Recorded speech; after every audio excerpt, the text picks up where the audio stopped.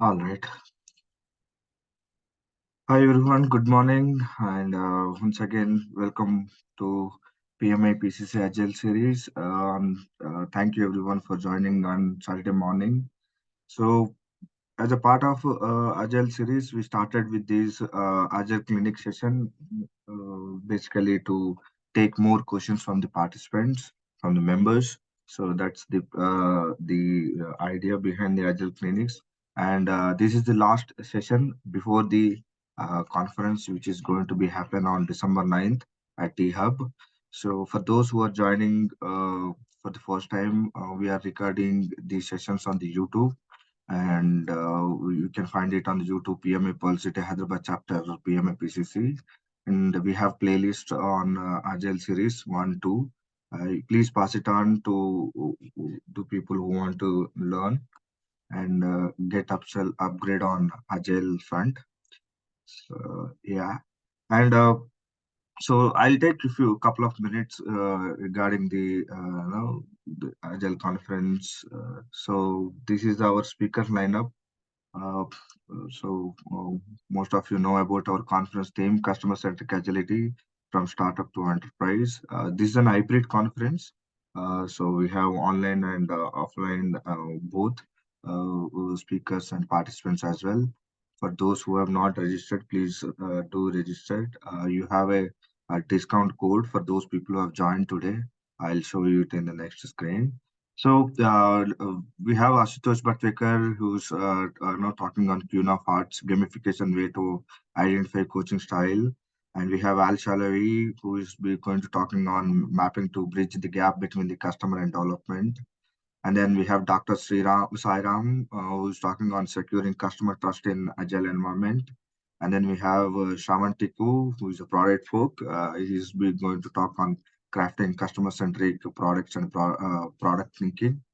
And then we have Sairam is talking on creating self-managed agile teams in startup and enterprise. And then we have Jay Kishan, who is going to talk on Monday's project to product. Uh, Among these speakers, Al Shalawi is the virtual speaker. And on the right side, you have panel discussion on the conference theme, customer-centric agility from startup to enterprise. So we have Venkat Reddy moderating the session, and we have Parul Bhargav, Lisa Rakesh, Tripati Rao Dokra, and Sirisha Payeti are the panel members. So we have jam-packed speaker sessions and panel discussion. Apart from this, we have networking breaks, networking lunch, and a fun event. Probably we may have a agile quiz or some icebreakers post lunch. Okay. So that's it on the conference speakers and all. For those who have joined today, you have a 10% discount. I'll post this code and registration link in the chat. Please do utilize. So in T Hub, we have limited capacity in the form of 200 persons in the in-person capacity. So last few seats are left out. I suggest you to book it. An in-person conversation makes a difference. Okay, and with that, probably I can play one more time our video. Give me a second. It's about 1 minute. I'll share that.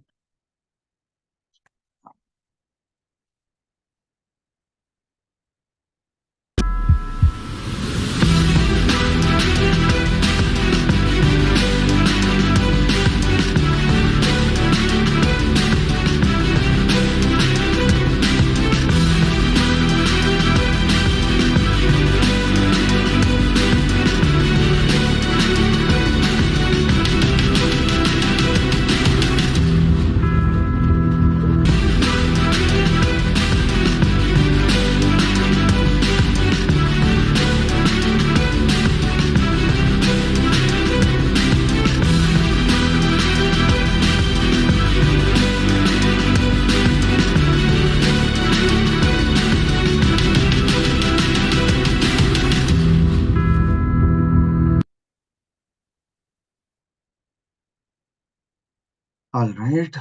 Hope you heard the audio, right? I didn't check that, but you heard the sound, right? Anybody can confirm? Yes. Okay. Okay. Super. Okay. So yeah, so with that, as I said, one session before our conference on Agile Clinic. Now today we have our own member Satish Leela Venkata Satish.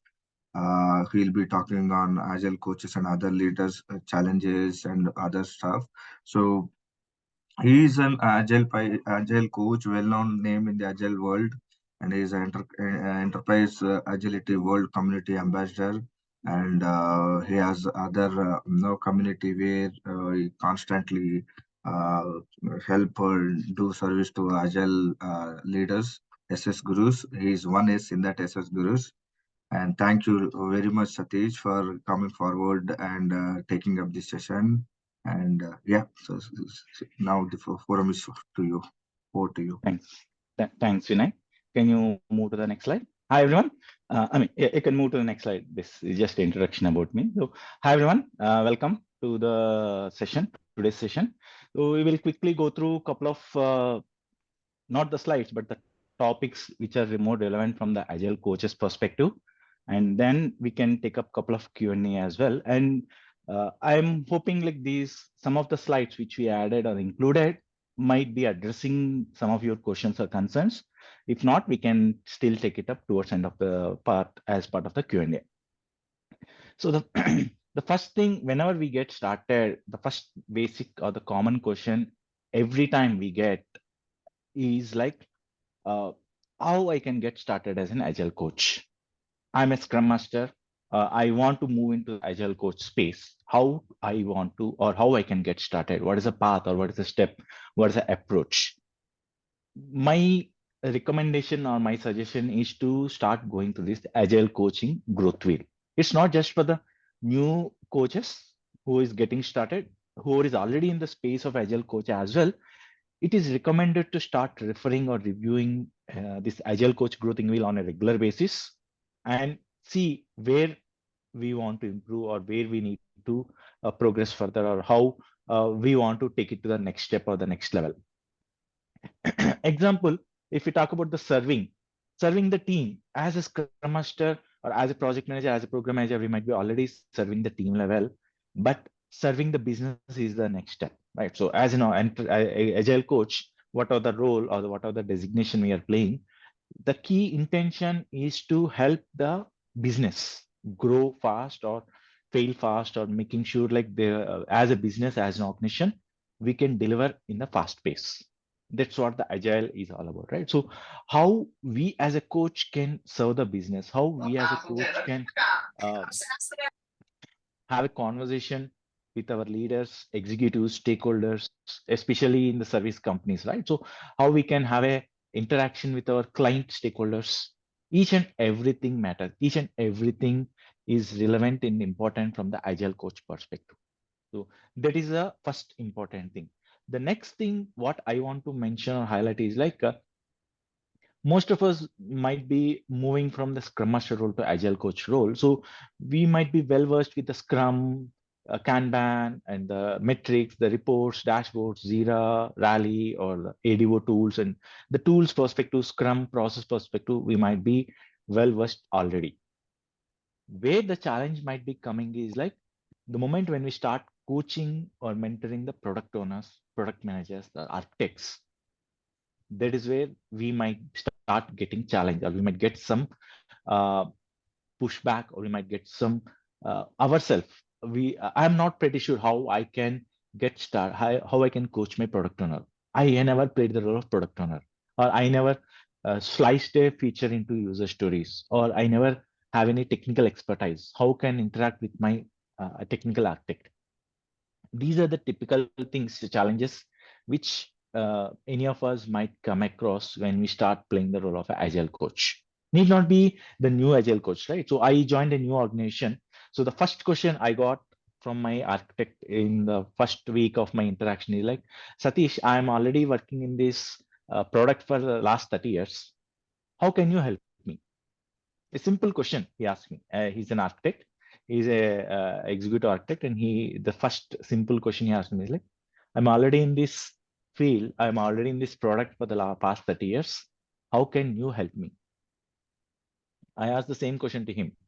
That's the reason we are having this interaction. How I can help you? You let me know what are the challenges you are going through, or you let me know how I can ease your way of working, or how I can smoothen the way of implementation from the architecture perspective or from the implementation perspective. And that's when we started building the trust or the bonding, the rapport with that architect, and we started having that conversations. So we need to start focusing on how we can build the trust and rapport with the stakeholders, and how we can have the interactions with them. And uh, majority of the cases, not majority, almost 100% of the cases, none of the teams, none of the stakeholders, we will be individual contributors. None of them will be reporting to us. So we don't have any authority or control.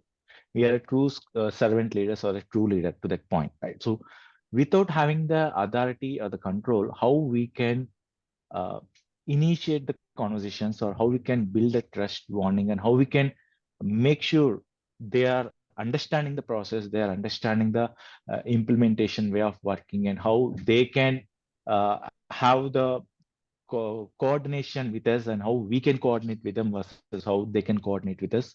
That is all will be the first success factor for any agile coach in any organization, whether it is IT or non-IT or anything, any sector as such.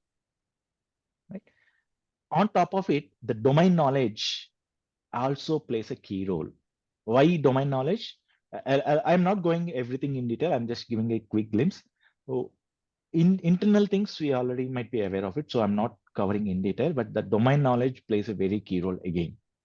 A simple reason, like I have almost like 10 years of experience in working for different banking clients, like retail banking, consumer banking, wealth management, investment banking, like different modules within the banking sector. So whenever I go for any session or any conversation, unknowingly, knowingly or unknowingly, I started giving the banking examples. So I was giving an interview for one of a telecom client, and the interview went well. The last point, the feedback the client gave is like, Satish, we understood that you know everything. You are a perfect fit our requirement. Only problem is like you are bringing banking examples, banking reference every time. Our teams are the telecom clients or telecom teams. They might get confused. They might get lost if you start referring to the banking examples. What does it mean? The domain knowledge also plays a key role. We no need to understand each and everything in depth of the domain, like the way how a product owner or product manager do, but at least the basic high level understanding of the domain of where we are working versus where we want to work is really important. That also plays a very key role. And I gave the reference links for both the Agile Coaching Growth Wheel. You can start going through it. And this is defined by Lisa Atkins, who is a well-known name in the Agile coaching space. She is like a guru or like a guidance for many of us in the Agile coach, Agile space itself. No need to be Agile coach, the Agile space itself. So this is defined by Lisa Atkins along with others. So you can take a look at this using the reference links. Yes. Any questions before we go ahead?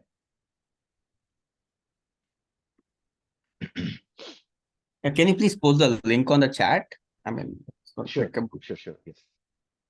Yeah, we will post it. I will share that as well. And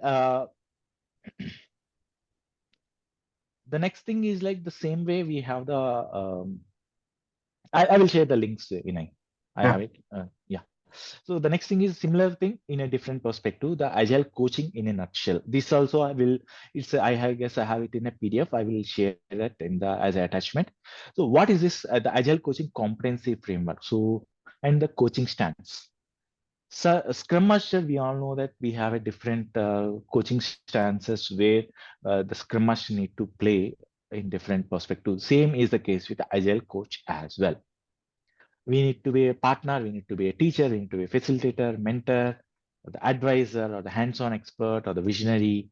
And exactly, Ravi. Like a servant leader, we also need to play different stances at different place or different situations, different context.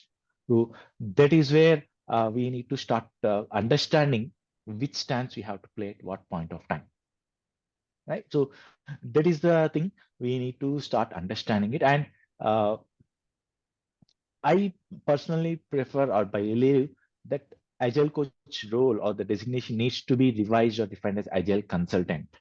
Reason, recently we posted a poll in one of our forum and we got to know that only 20 to 30% or even less than that, we are playing the role of a coach in our day-to-day implementation. And the other time, 70 to 80%, we are doing the consultant, facilitator, or teacher, trainer, different roles. So coaching to that point, we are not doing 100% coaching day in, day out. So that is where we need to, again, my personal preference, I'm not recommending or suggesting, but my personal preference or point of view, like it is better if we refine it as agile consultant as such. So this agile coaching competency as well has different stances. You can take a look at it. I want to focus on the bottom part of the slide. So the levels of agile coaching, that is another question which we get. Like, I'm a scrum master, what's next? Or I'm an agile coach, what's next? So there are different levels of agile coaching. Again, just remember this is the levels of agile coaching. It need not be the designation, it need not be the role. Reason, in our organization, we have one designation as agile coach. That's it. No team coach, no enterprise coach, no executive coach, nothing. We everyone is agile coach. That's it, right? So, in typical, the levels of agile coaching is if you are focusing on team level coaching. Most probably, some cases it could be a senior scrum master, also could be considered as a team coach. So, what did it mean? We are just focused only on the team level. That's when we might be called or referred as a team coach. Then in the next step, if we start expanding out beyond the team level and start interacting with the program level or module level with the different business holders, different stakeholders, that's when we can call as an agile coach. And the enterprise agile coach is all talking about the leadership, the organization, the stakeholders, the culture of the organization, the mindset of the organization. That is when it is called as an enterprise agile coach. So in my case, as I mentioned, we don't have any these different designations or roles. We all of us are agile coach. That's it. So our role is responsibility spread across talking to the vice presidents, executive CEOs, and talking to the teams. So our responsibility is spread across all the three roles or three levels, which is mentioned here. Okay. And then moving to the right side, Shuhari. Yes, all of us know about the Shuhari. Like Shu, first start understanding what is required from a job perspective, from the responsibility or from the role perspective, what is the organization context, and especially if in case you are going as a replacement for one of the existing agile coach as a new hire, we need to understand what is the working culture of the team or the organization, what is the current way of working, how we can start bringing in our own changes, right? Then in the HA level, we can bring in tweaking, adjusting, and re-level is where we can make our own rules or we can bring in our own rules. When you say we, I'm saying we, it's not I. We in the sense, the whole team, the whole organization. There is no I in agile space or at least in the agile coach space. So we, which means everyone coming together, that's when we can play or we can be successful in the agile coach as a role.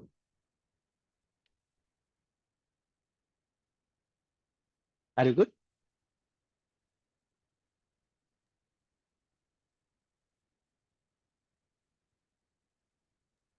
Yes. Okay.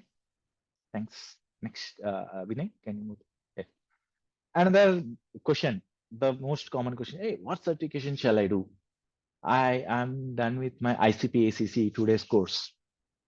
Can I call myself as an agile coach? Yes, the course name is Agile Coach, ICP Agile Coach certification. That doesn't mean like we are eligible to play the role of an Agile Coach. We can I'm not saying, I'm not objecting, but that doesn't mean that we are like full-fledged Agile Coach. So some of the certifications which I mentioned in these slides is like which will help us understand in depth of what is the agile leadership versus what is the implementation perspective. Can you just give me a minute?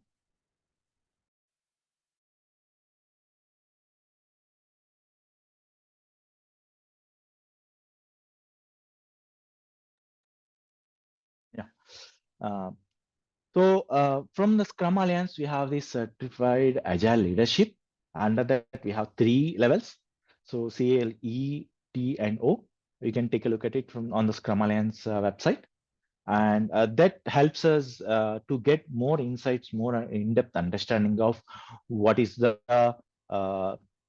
coverage required, what is the in-depth focus on the uh, agile coaching or agile leadership perspective. Again, I'm not recommending or I'm not suggesting any of you to do. I haven't did it, but if in case anyone is interested or anyone is willing to do your own review, and then if in case you feel it is relevant, you can start exploring that space. Vinay, can you move to next slide? Same way, we have a few other certifications from the Scrum Alliance itself: Certified Team Coach, Enterprise Coach, and CST, Certified Scrum Trainer. Need not be the Scrum Trainer, at least you can start looking at the Team Coach and Enterprise Coach. These are not a 2-day courses. Any of these which you are referring in these slides, these are not a typical 2-day course like a CSM. Just go attend a weekend session, get the certification. No, none of these are like the 2-day weekend courses or anything. So these courses will help us understand in depth, and we need to do a lot of hands-on activities. We need to publish the reference materials, or we need to submit the documentation and everything. And that's when we will be eligible for getting the certification. So take a look at this. You will get that idea. We will share that links to refer as well. Becoming a CTC or a CEC, you can take a look at it. And any questions, you can reach out to us, and we are happy to help you with further information. Again, I'm not associated with the Scrum Alliance or anything. I'm just sharing the information if in case we want to make a proper path into this agile coaching space. And the next is IC Agile. So this is again the IC Agile certifications. Many of us start focusing on ICP ACC. As you can see, that is one small part or one small drop in the ocean of the certifications. And by just doing ICP ACC, we can't name or tag ourselves as an Agile coach. So that is just a starting point from the IC Agile perspective, right? So start focusing and how you can refer or how you can build your expertise slowly, steadily, and make sure how you can establish yourself into this agile coaching space. From the IC Agile, the way how we have Scrum Alliance, we have 2 for CTC, Team Coach, and the CEC, Enterprise Coach. The same way for IC Agile, we have ICAC for the Agile Team Coaching, and ICEC for Enterprise Agile Coaching, which each of them might take 9 to 12 months of time to go through end-to-end step. So it is a journey. It is not a weekend course. It is not just go attend the session and get it done. No, that's not the case. So the agile coaching itself is a journey, the continuous learning aspect. So each and every interaction, each and every discussion we have with the different stakeholders, we'll get to know many, many, many more things. Yeah. Any questions on Scrum Alliance or this IC Agile part before we go ahead? We'll share the links on the chat so we can take a look at it.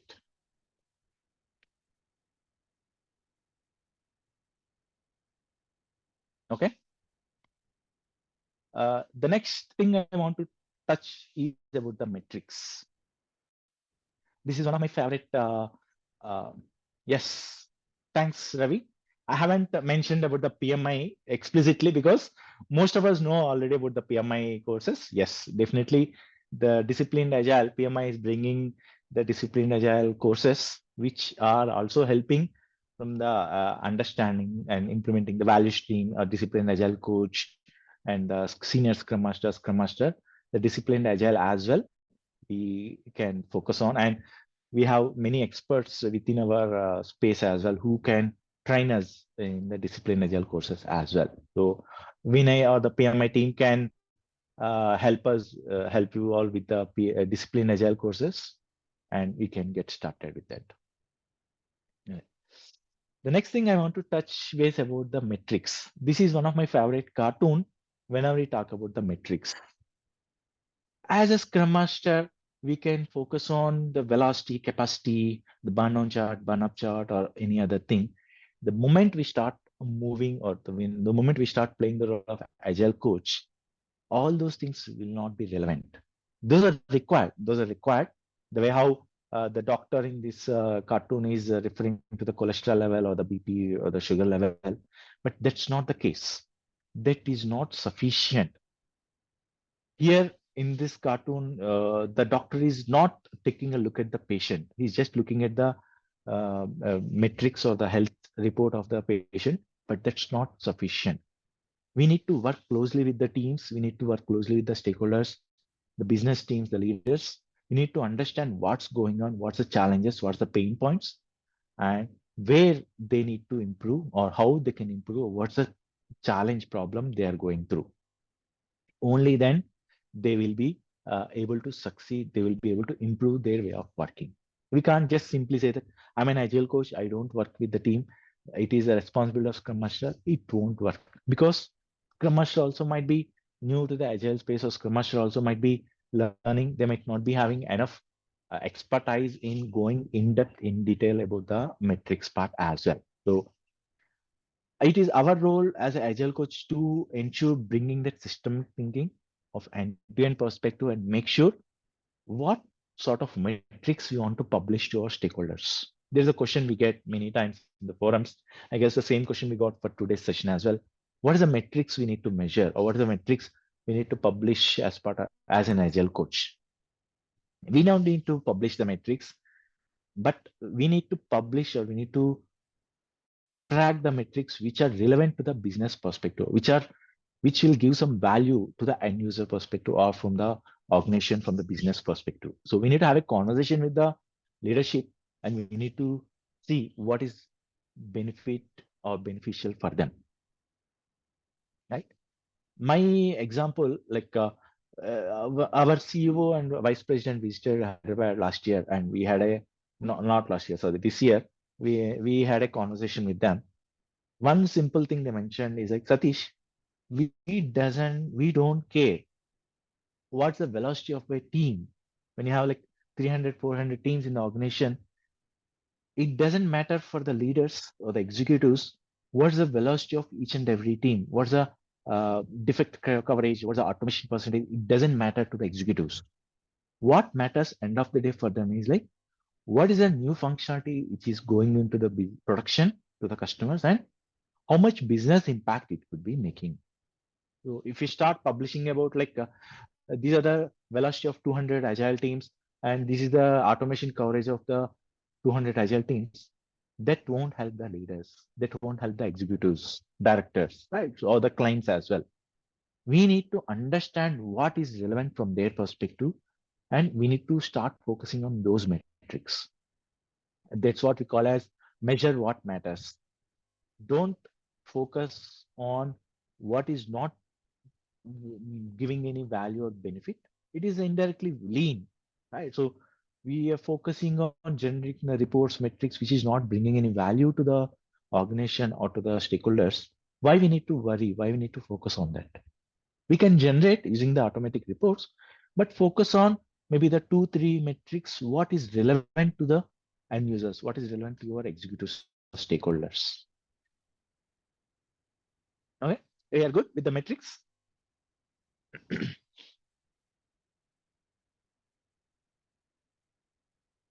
Vinay, you want to add the question? What is that about the metrics part? I guess we got one question, right? Yes. Let me look at it once. So, yeah, got that. How can agile coaches and leaders use metrics to drive continuous improvement without creating a culture of micromanagement? Yes. So the micromanagement, just now we discussed, right? The velocity or the original versus actual estimates, all these indirectly focus on the micromanagement. It won't help any point of time in measuring or tracking or focusing on these metrics. Instead, focus on what features or what functionalities can give value to the business, how we can bring in the focus of the organization, giving business, bringing in more customers, bringing in, improving the customer satisfaction, net promoter score, or the customer satisfaction, or improving the quality of the product. These are the things we need to focus on, right? And innovation, how we can bring in the innovation without doing the micromanagement is like management 3.2 has one of the excellent template, like team competency metrics. It need not be just the team level. We can just bring it at the organization level as well. So we can list down what are the competencies required and what is the minimum level, what is the maximum level, and each team member, and we can start bringing in as a leader, as an agile coach, our role is to start having interaction with the team members, with the stakeholders. Where are we currently versus where do you want to improve in the next quarter or in the next release or in the next cycle? How we want to take it further. And for that, we need to do experimentation. Agile is all about fail fast. So we need to do the experimentation and we need to improve the way of working. And another question we get the moment we mention experimentation, fail fast is like, what is the best time to do this experimentation, or what is the best time to do the fail fast? Is it in the emergency situation, or is it in the critical stage when we are in the project is in the red state, or we are already struggling to meet the deadline? No, not at all. Simple recent example is like our World Cup match. What happened in the 10th match? I'm not talking about the finals. I'm talking about the 10th match, the last match before the semis. What happened in that? Like, our captain Rohit Sharma experimented with 9 bowlers. He also bowled. Even Virat Kohli bowled. Luckily, they got the wickets as well. They are in a safe space at that point of time. They don't even worry whether they win or fail the match. So it is a safe zone for them to experiment.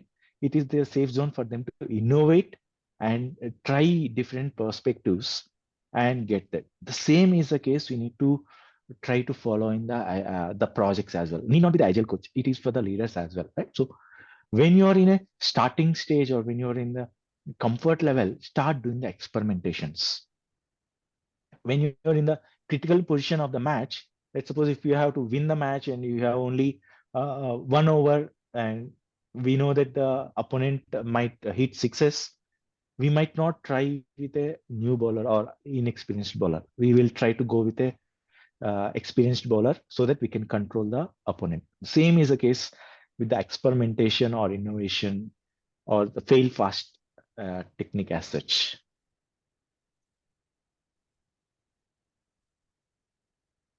Okay. I think since we are here, the other question you already covered on the metrics.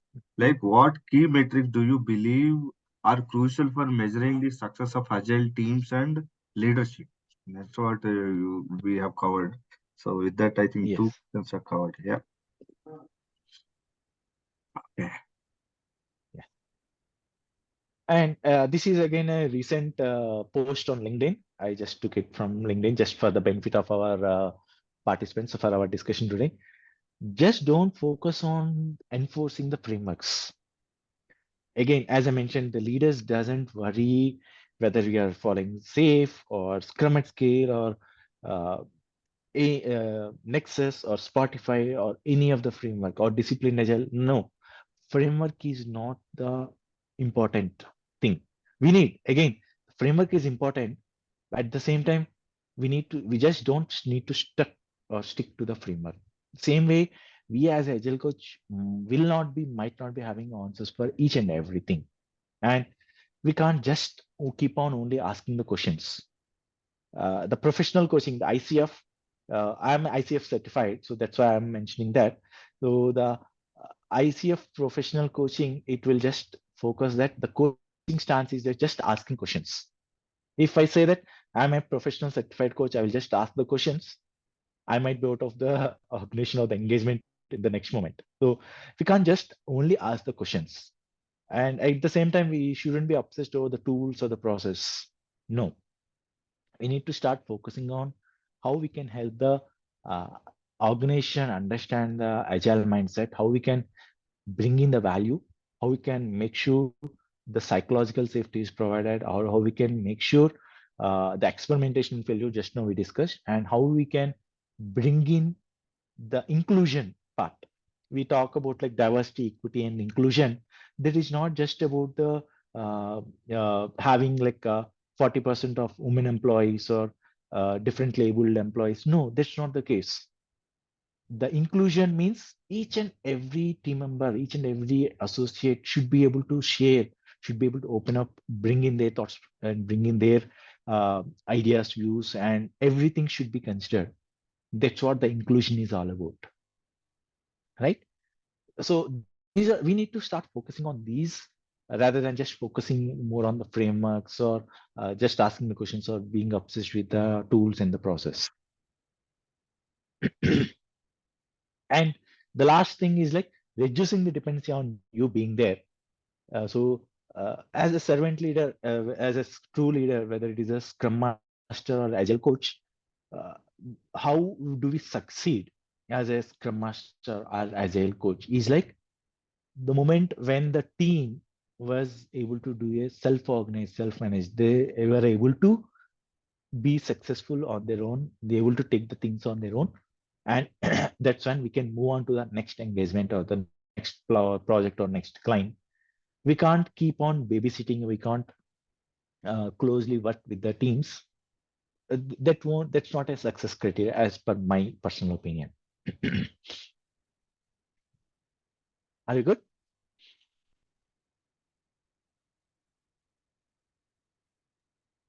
Yes. That's the last slide from my side. And any questions, anything we want to add? Hi, good morning. I have a question actually. I mean, being agile coaches, we always have this pressure on us to improve the Scrum Master's efficiency, right? Mhm, Like a couple of Scrum Masters are reporting to us, and they have a team. Constantly every quarter, we want the velocity to increase or some kind of metrics to increase.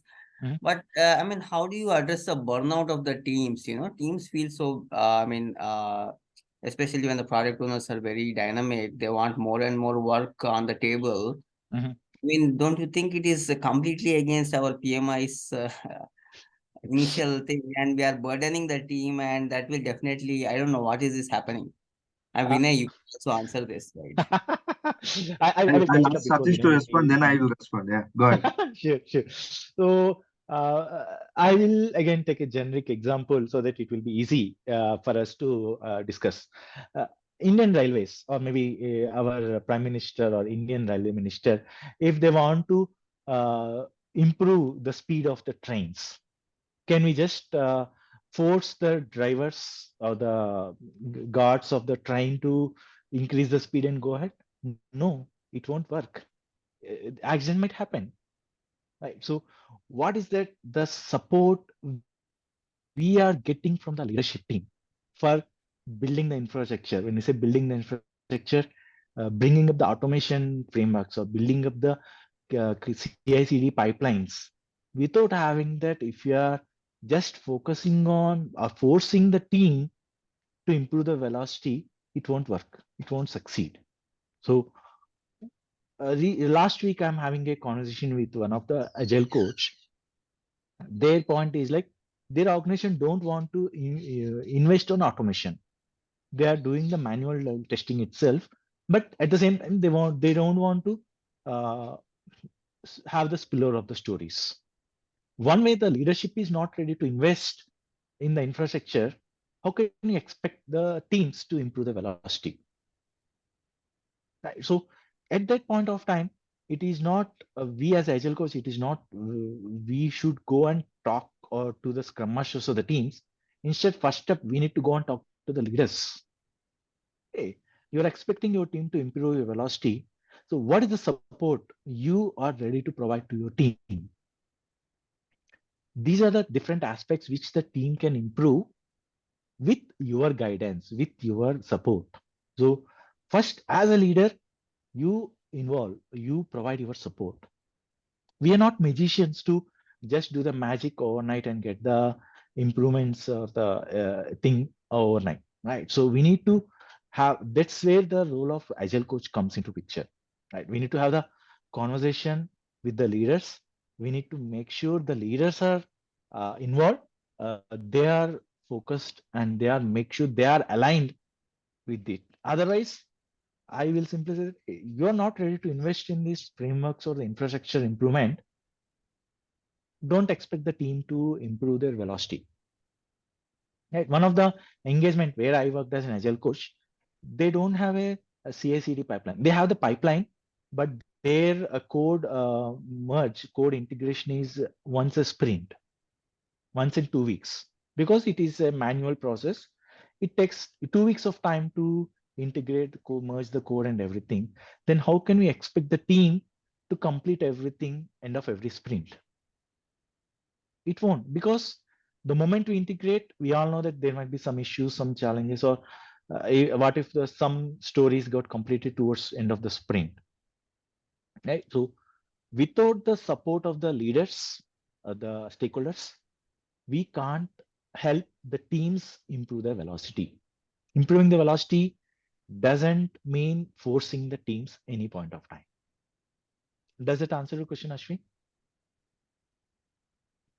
Yes, yes, man. I mean, I got it, but the pressure on everybody, right? Because it comes from the the CEO level, or maybe CIO level. I don't know what level it comes from. Director level, at least, that I have seen, in my Mhm. company. Yes, So, that's so where we yes, Vinay, go ahead. yeah, finish it, finish it. Yeah.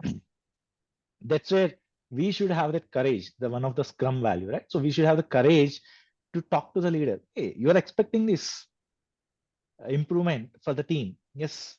Can you allocate this much of budget so that we can improve, we can bring in this automation framework, or we can bring in the peer reviews, or we can bring in the tools to help the team improve their way of working. That's what my first question or first conversation or interaction with the director or whoever it is. First moment when they're asking us, it is not top down. They're not forcing us. They're not pushing us. We shouldn't go to the teams and do that. Instead, we should have a conversation with them as a first step. Yeah. So, in my experience, like, when I used to work for Optum Global Solutions, my previous company, I had three Scrum teams with me. Okay. Honestly speaking, it's like a three childs are at different ages. Exactly. Okay. And we have that Shuhari principle, right? The Japanese principle. One team is at storming, another team is at performing, another team at just norming. So each stream has its own symptoms, right? As a Scrum Master, you are the first person to witness those symptoms. You are not doctor, obviously, but you are a servant leader where you can help them. Like at least you will take to a clinic, or you'll take to some leader, or to you take to some subject matter expert, or identify some trainings. So that's the exact purpose here. So this high pressure and all these things comes into the picture when everybody focused on the velocity, right? So we need to break that myth.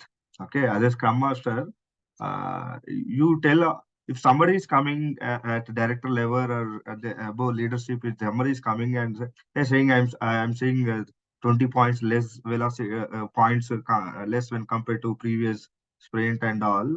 You honestly tell him that okay, for your satisfaction, next sprint will come up 40 points more.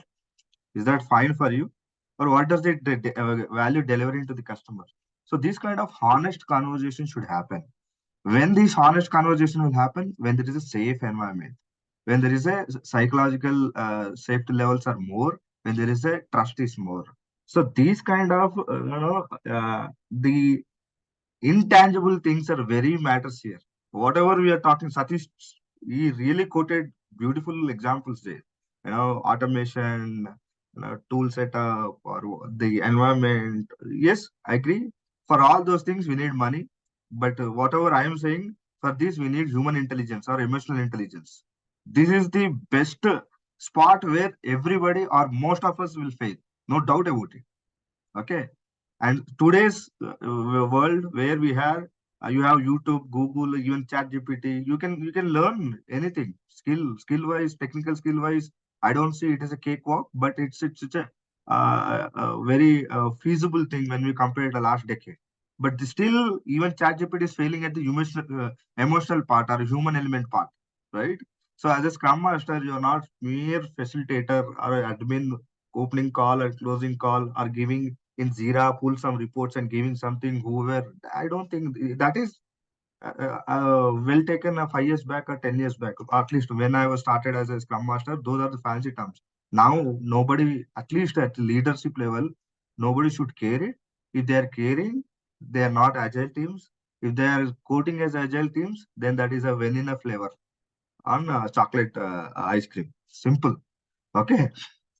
I'm being very honest here because I've seen the teams here in current. I'm working in one of the MNC bank. In current bank also, it's a very big bank, traditionally operated model. Okay, at least till 2020 or 2019, and then they started moving to agile way of working. Simply went with Scrum everywhere, left, right, top and bottom, and they failed in some areas in operations and support kind of thing where Scrum is not working.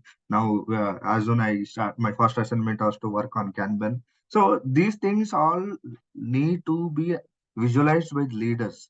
Agile implementation never failed.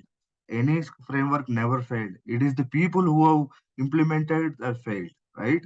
So how they failed, they didn't understand how to, the human elements or emotional aspects. These also metrics. And in one of the engagement, what I said is, what are the metrics we are doing or we are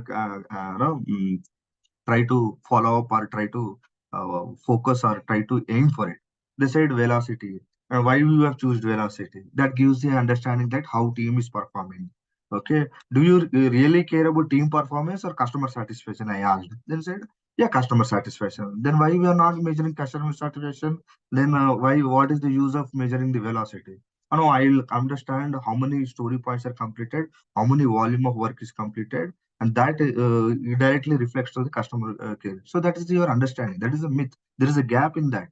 Customer will never gives damn care about, okay, this team is completed 50 story point this way, or the 10 features or whatever that he ultimately gives the rating in Google Play Store or whatever our NPS score or wherever. That is important, right? And here, to increase the productivity, of course, velocity is important to increase the productivity, but you need to map that. You need to reduce the gaps and reduce the myths. You should not never judge the team based on the velocity. Okay, you should not use that weapon as a measuring success for the team. Okay, you always tie up with the customer thing. And in that conversation, what I said, okay, now you have identified velocity. Now let's look at it. Did you baseline it? And on what basis you baselined it? And I simply took this as a random number. Then you will get a random result. That is not a what we are looking, right? You need to baseline something, and on top of that, how to improve like 5% of it. As a coach, as a scrum master will sit, or a leader will sit and discuss, and we will help the teams. You don't baseline something and you expect metrics. What is the reason? And one of the beautiful line quoted by Satish, now you measure what is needed or what is required, right? And once you establish that baseline, to in respect to that, how much percentage of improving, it's a that improvement is also not a big bang improvement. It should be an incremental and iterative way, right? So that is one thing. Another thing is, after establishing these metrics, after 6 hour sprints, teams are 5%, 5%, they were around 70 to 80%. That exactly come back to our World Cup scenario. Our teams, they have fantastically done league matches 10 ki 10, 9 they have won 9. Semi-finals 10. Finals gone. Okay. But they have shown the parameter of consistency. Okay. That is a characteristics of a performing team, according to the Suhari team. Okay. And when some teams needs to be in performing stage, lot of parameters matters there, like team changes, somebody is leaving organization, somebody is coming. Okay, if somebody is leaving and somebody is coming, obviously the team will take some time to reset. Like when you go in certain path, that junk that heat impact hits, and you have a shaky thing, and you will try to adjust as a team. If you are individual, you will take more time, but as a team you will pair up and you will take that hit and you will go again. So these kind of things are really matter. And without having this, you always ask a team to give 100% result, where as a leader you fail to retain people, and then you are asking them to produce 100% result. It doesn't make sense, right? There is a gap actually. If somebody is asking and these questions, you counter question this. Obviously, you have to counter it. Otherwise, you are not a good leader. Obviously, you are supposed to go after 5 years or 10 years. You will be in that role. If you want to be that role, you start asking these questions. Period, no matter how harsh it be. Let's be honest here. That's my take on this, Ashwin. Because he asked me my opinion, so I told my opinion very honestly. Ashwin. Yeah, thank you. Thanks. Thank you all. Thank you both. Yeah. So one thing just to mention, right? The last point which Vinay mentioned. Sometimes the leader's ego might get hurt the moment we counter question them, right? So instead, my perspective is like as a conversation. Hey, you would like to have this improvement. How can we? Again, I never involve. I never use the word I, Hi. because I'm not taking the responsibility. I'm not taking the accountability as an agile coach. I'll say, how can we as a leadership team can help the team to focus on this improvement? That way, yes, Ravi mentioned negotiation. Yes, we need to start negotiating and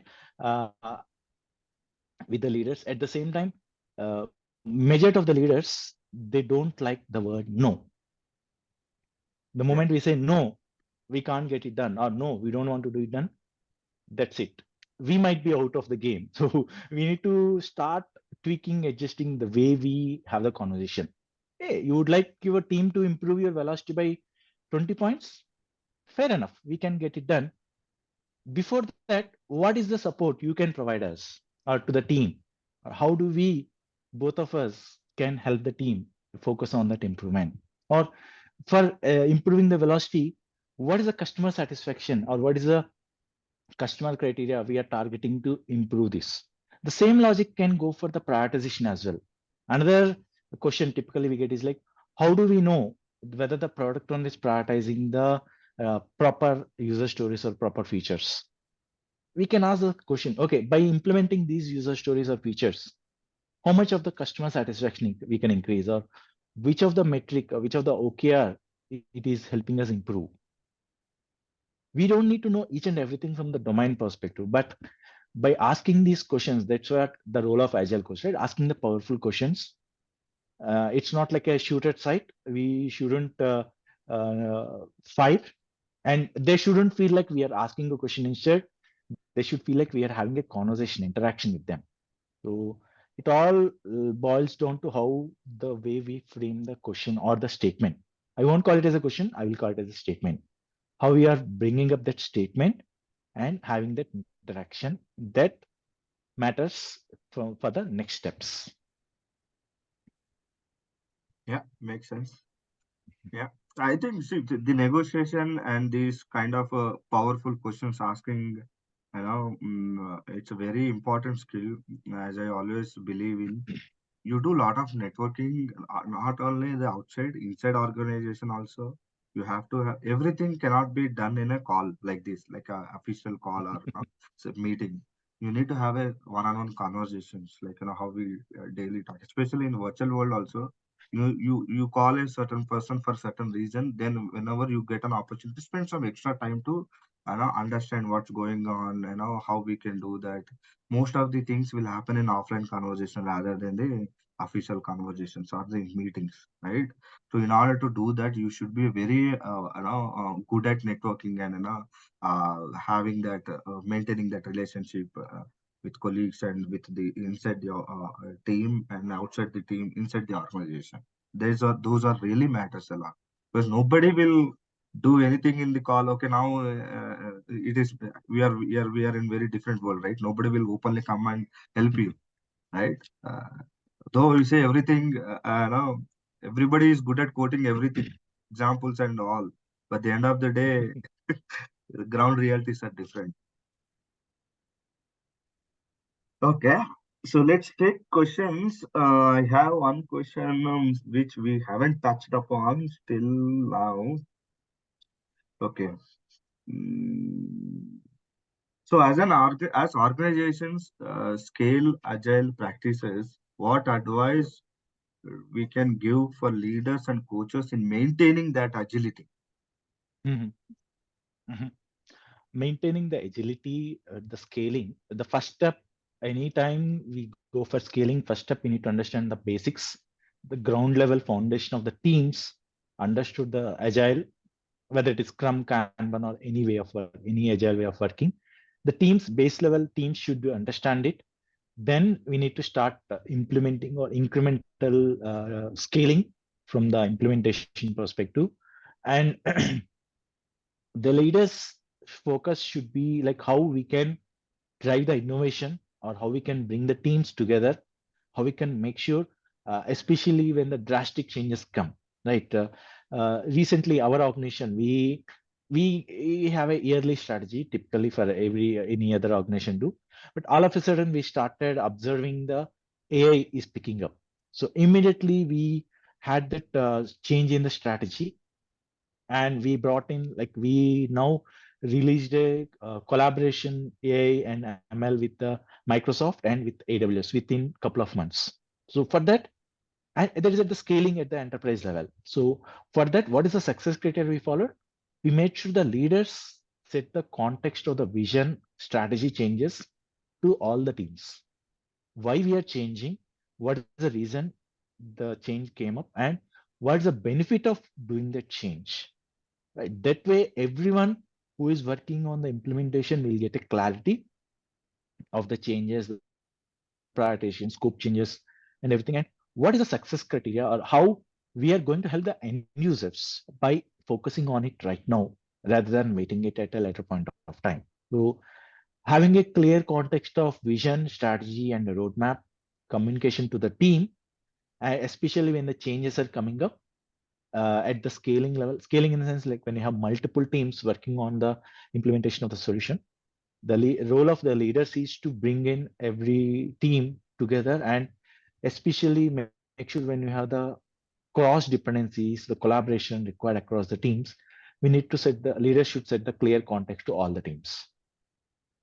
And with that, we are already covered that responding to change versus working software versus individuals and interactions versus customer collaboration. All the four Agile manifesto was touched by this one single way of having a communication from the leadership team. Yeah, yeah, makes sense.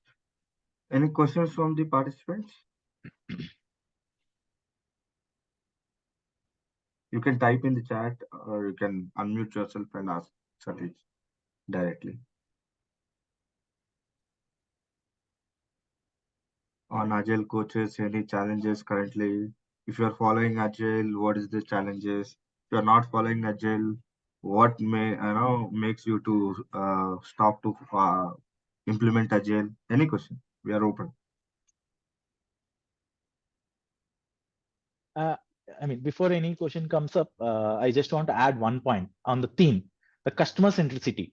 Right? So the customer centric agility. So what is that? Again, most of us might feel the customer centricity is only the role of product owners or product manager or business team. No, the customer centricity is for us as well as Agile coach. Who is the customers for us? The teams, the leaders, the executive stakeholders, they are the customers. So we need to have interaction with them. We need to understand what is their expectation, what is their perspective, and how we can be of help to them. That is what the customer centricity from Agile coach perspective. Same is the case for the Scrum Master as well. Yeah, makes sense. So there is a concept called immediate customer and end customer. Yes.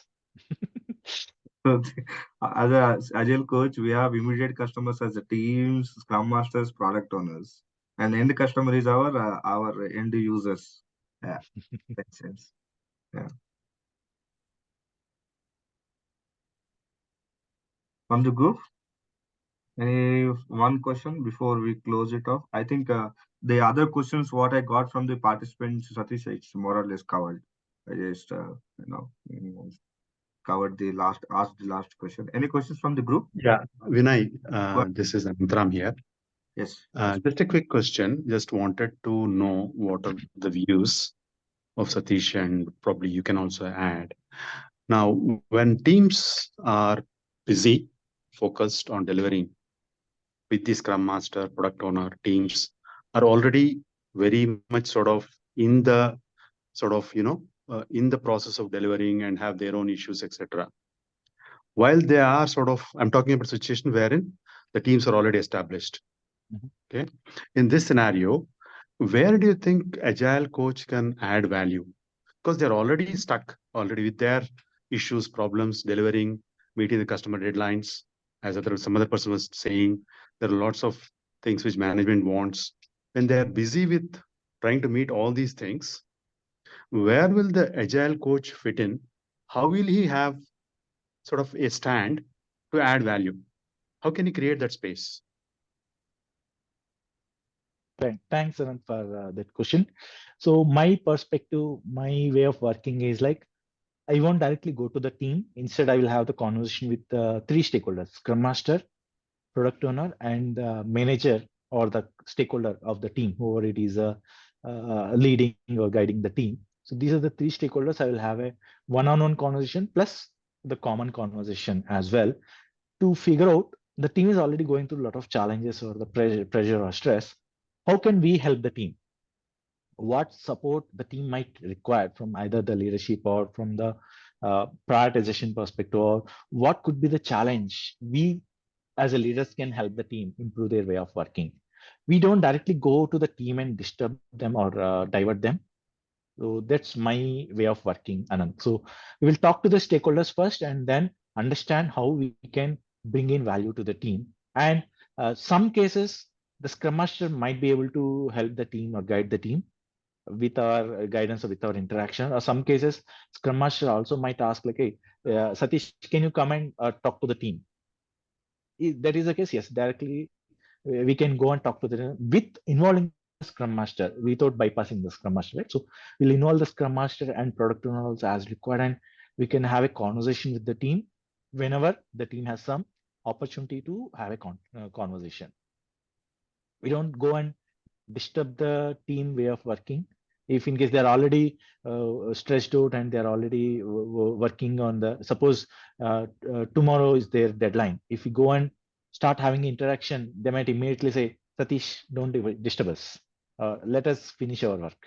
So we should identify the sweet spot when and where or how we can go and have the conversation directly with the team. Does it answer your question, Anand? Yeah, I can add the other side of the coin. You fantastically covered the one side of the coin, Satish. No, my approach is now, Anantram, now here is the interesting part. Our Indian cricket team doing fantastically good. Okay, they have Virat Kohli, Rohit Sharma, fantastic, beautiful batting lineup, good all-rounders, Jadeja, and then we have good bowling unit in the form of Bumrah and Shami. But still, we have Rahul Dravid there, sitting there. Okay, that's exactly I can put. That's an analogy. I can clearly bring it up. Okay, and now if you're a Telugu people, we have currently a Big Boss show is going on. I am closely watching it because I know I want my learning of how human emotions need to observe and how we can improve ourselves. I see that Big Boss show. If you are really seeing that, maybe somebody in the participant can correlate.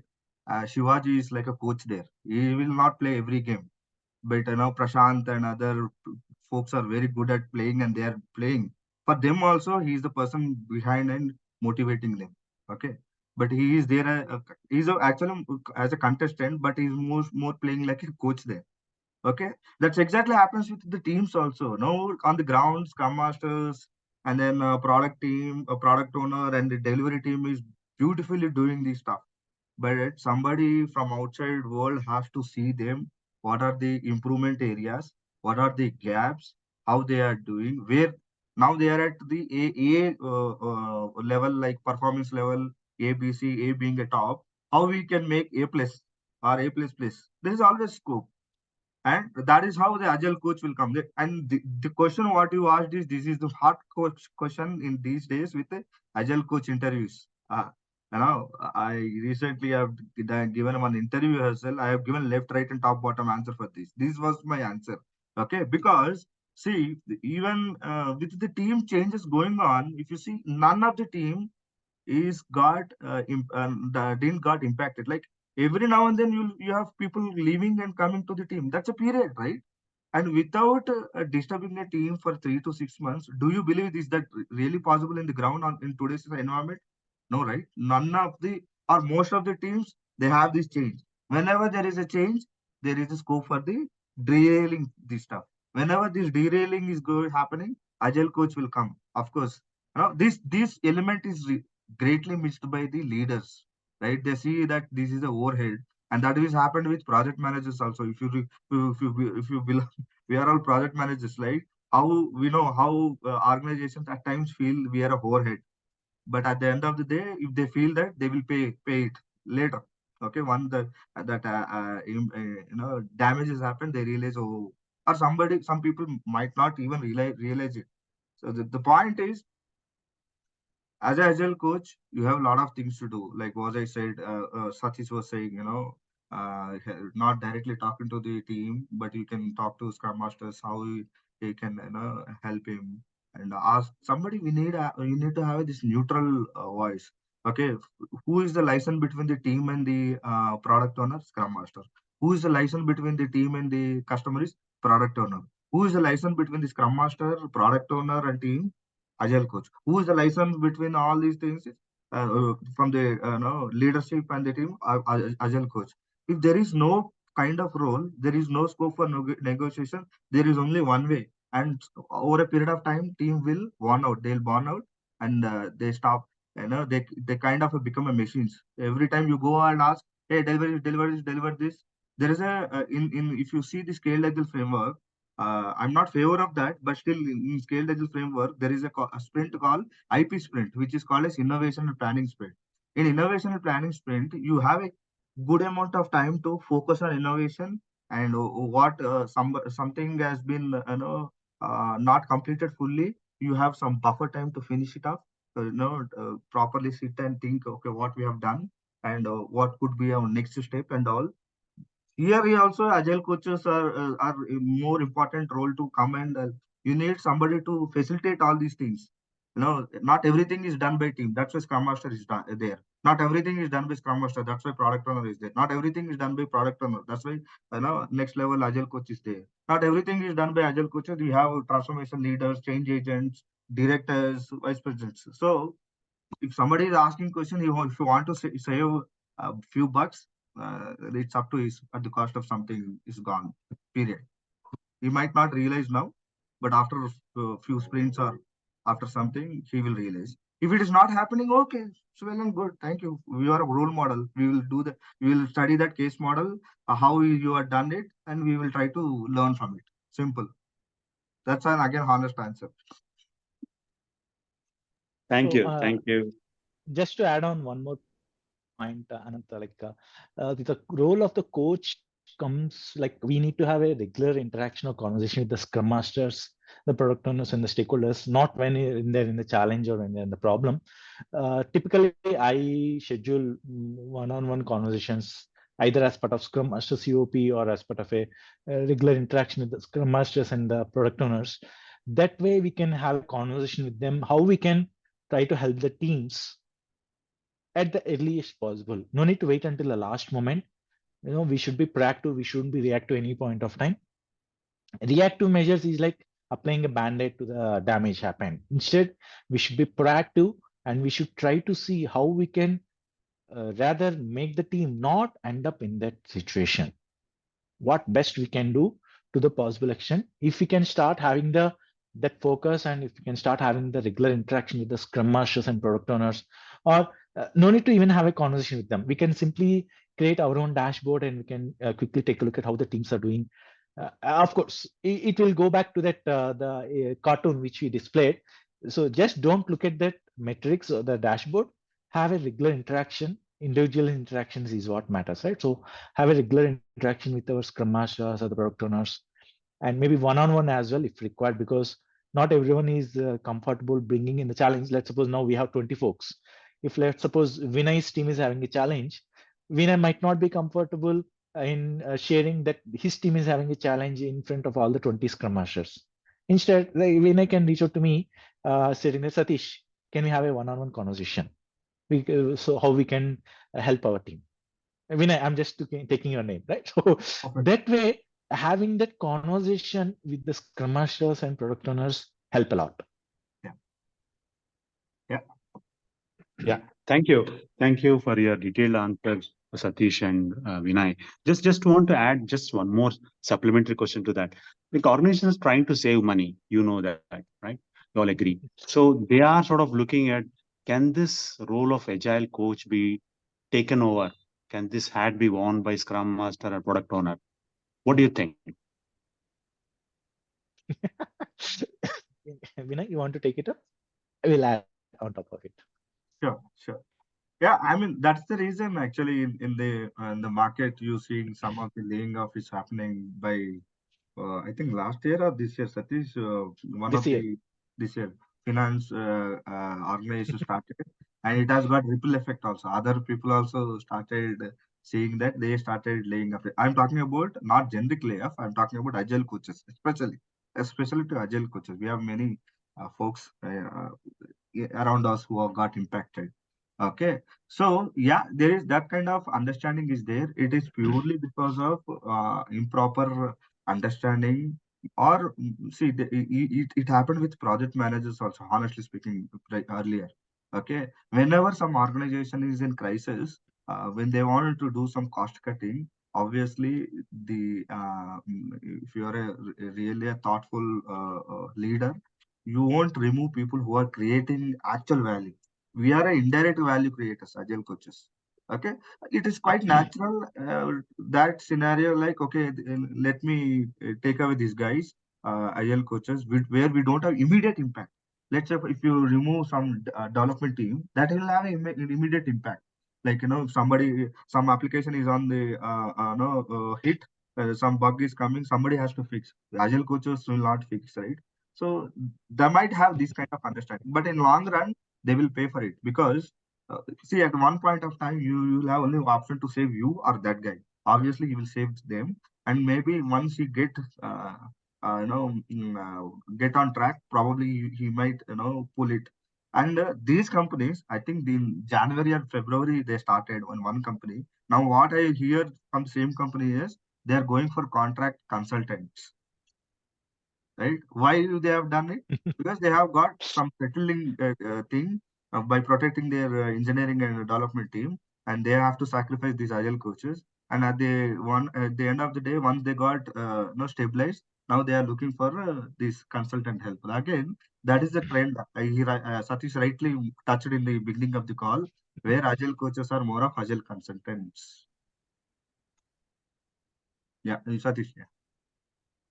Yeah. So that is a common trend. Again, we are observing in the news, right? So companies are impacting, or the coach roles are getting impacted.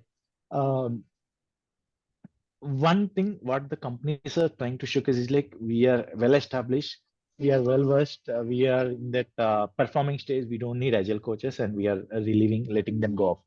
Fair enough. But as Vinay mentioned, right? So any small change, the ripple effect, we will go back to the forming stage or storming stage. So that's where definitely the agile coaches or even the scrum masters or anyone in that agile space might be required to help the what do you say, like implement or bringing back to the team to the performing stage. So what last week we had this Agile Network India conference, the in-person meetup at EPAM. So that is where we discussed about the AI. So nowadays, few organizations are stating that, hey, we have AI, chat GPT and other tools which can answer me any question for the process, for the agile coaching perspective, for the implementation perspective. I don't need coaches.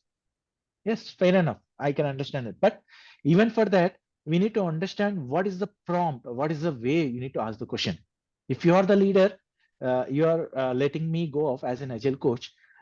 The way you ask the question, the tool will be giving an answer based upon the question you asked. But as an agile coach, as a human, even without you being stating something, I might myself understand the uh, between the lines. I can read it and I can try to bring up that perspective and I can start adding value to the organization or to the teams. So that is where that having the human touch or human intelligence will definitely help. Just to mention, we as a coach need to start focusing on the continuous learning. We keep on telling that the teams to do the continuous learning, we also should focus on that continuous learning. So I started experimenting or exploring about the using the AI tools. How I don't just use the tool blindly, whatever it is the solution it is giving, but I can try to add on top of my thought process so that I can what do you say, I can add or I can bring in the experts' opinions or views. The way how the reason why we are having this conversation 1 hour, we could have used the same questions, we could have passed on to ChatGPT and ChatGPT might be giving the answer, right? So that human interaction or human connect will be definitely required or helpful any point of time. Yeah. Yeah, so that, I agree, and I think we are over by 16 minutes. This is one of the record in Agile series. We never went beyond 11:35, 11:40. Yeah, so that's it, team. So I now suggest you to register for the conference. You can utilize this 10% discount code. As I said, at T-Hub, we have limited seats. We have last 20 or 30 seats left out. Please do register. We might close registrations early next week. And so as you registered for this session, I think with your PDU information, automatically we will create a one PDU for way of working. And once again, Satish, thank you very much for joining today. And though it was very short time, you could able to pull it out. And I think that the way amount of time we spent, it was really interactive sessions. Of course, it is hot topic in the market, agile coaches, and rightly the questions are telling that, and we are doing our best to answer this. And only one disclaimer, team, we have given our own version, our perspectives. Nothing is written hardcore anywhere. These are our own perspectives and subjected to terms and conditions. Please, understand that and please do contribute to the community, Agile community. And see you at the conference. As I said, this is the last session before our conference. Eagerly waiting for the conference. Being a conference chair, I'm excited and delighted to meet you all in the conference. And thank you, Satish, once again from PMI PCC chapter board and volunteers for taking up time today. And thank you all for joining for today and see you at the conference. Have a good rest of the day and weekend as well. Thank you. Thanks everyone. Have a nice day. Thank you. Bye-bye.